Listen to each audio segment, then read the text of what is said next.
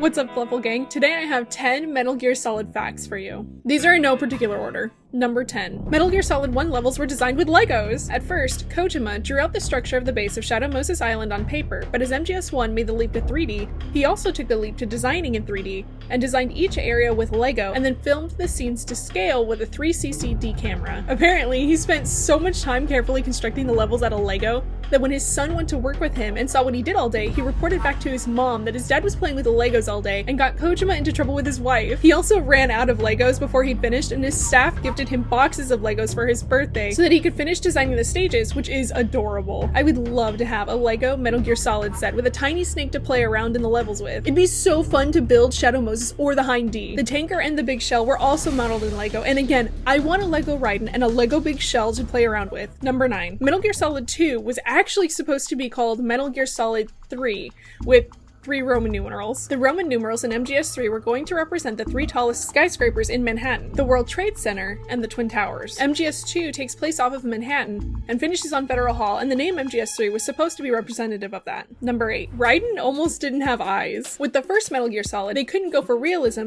as the hardware just couldn't support it. So we see these really neat artistic choices, like with the eyes on the models just being a gray line of pixels. It leaves a ton for the player's mind to fill in. Metal Gear Solid 2 could support more detailed models though, and so the team was faced with a daunting question. Should they go realistic and fully render out the models, or should they stick with MGS1's artistic style? Apparently, there was an internal debate about just this. Obviously, realism won out, but I'm so curious to know how MGS2 could have looked had it leaned more heavily into the direction MGS1 did. Raiden without eyes. The few times we see eyes widen or move around though is so interesting, and I don't think I could give up the expressiveness of MGS2. Number 7. Originally, the section of Shell 2 we swim through to retrieve and escort Emma Emmerich was going to have sharks. The sharks were meant to chase us and make the sequence that much more hair-raising as we try to escort EE from the flooding sections of Shell 2. The mines we have to avoid are actually meant to be a lure for the sharks instead of just another obstacle to avoid, with the player purposefully bumping into the mines and injuring themselves to leave a cloud of blood behind to attract and distract the sharks so that the player could sneak past them. The player could also pull a grenade on themselves purposefully to hurt themselves and attract the sharks. Managing sharks on top of Emma's oxygen gauge and trying to remember the path back,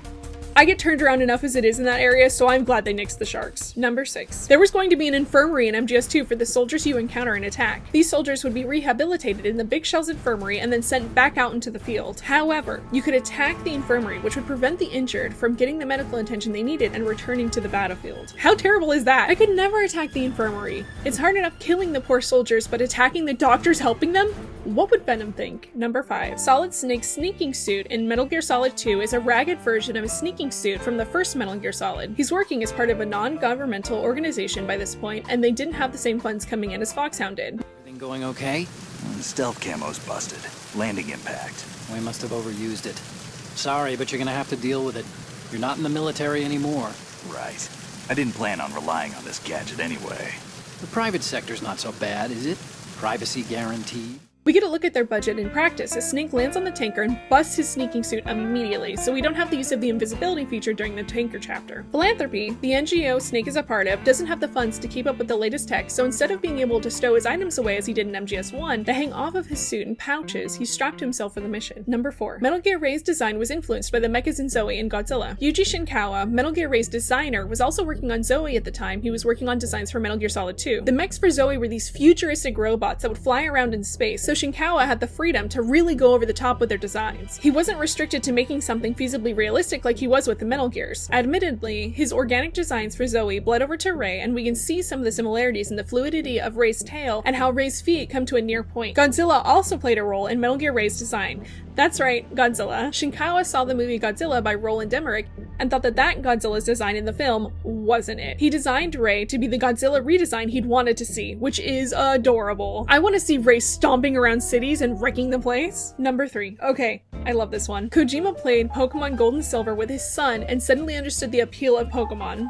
Apparently, he didn't understand why Pokemon was so popular up until that point, which He's such a huge name in gaming, you'd think he'd understand Pokemon. Regardless, his newfound love of Pokemon is what led to him adding kidnapping to Peace Walker, and I couldn't be happier. I never really connected that kidnapping soldiers was like catching Pokemon, but each soldier has their own stats like Pokemon, and even their own personalities. We even get to send them out to battle against other groups of soldiers, though unfortunately, we don't get to decide their attacks. Too bad too, since those soldiers make the most baffling of decisions sometimes. Who attacks a tank as a foot soldier, and why is the tank attacking soldiers and not the other tank? Plus, I want to tell Lungfish to use Hydro Pump. Number 2. Raiden's nickname, Saucy Jack.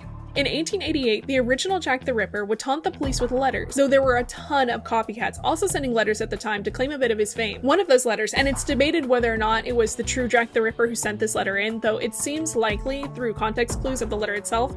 Jack signed the letter Saucy Jack, sticking himself with the nickname. This is what Senator Armstrong is referencing when he calls Raiden Saucy Jack, one of the original Ripper's nicknames, which I swear stuck better than Mr. Lightning Bolt. Sorry, Raiden. Number 1. Did you know that saving Emma was going to be a split choice originally? Either you could save her or save the president, and whoever you didn't choose to save would be saved by Solid Snake. I honestly don't know who I would choose to rescue. I feel like first playthrough, knowing nothing, I'd be bound to what Campbell told us to do, which would be to save the president. But by that point, Raiden was already pretty disillusioned with what the Colonel had to say, so who knows, maybe I'd go with Snake and save Emma. Knowing what I know now, I'd definitely save Emma. Oh my gosh, forget the president, he's a traitor anyways. Who would you save? And that was 10 facts about Metal Gear Solid. Thank you so much for making it to the end of the video. Please like, subscribe, bell, it helps us out. More importantly, take care of yourselves, and thank you.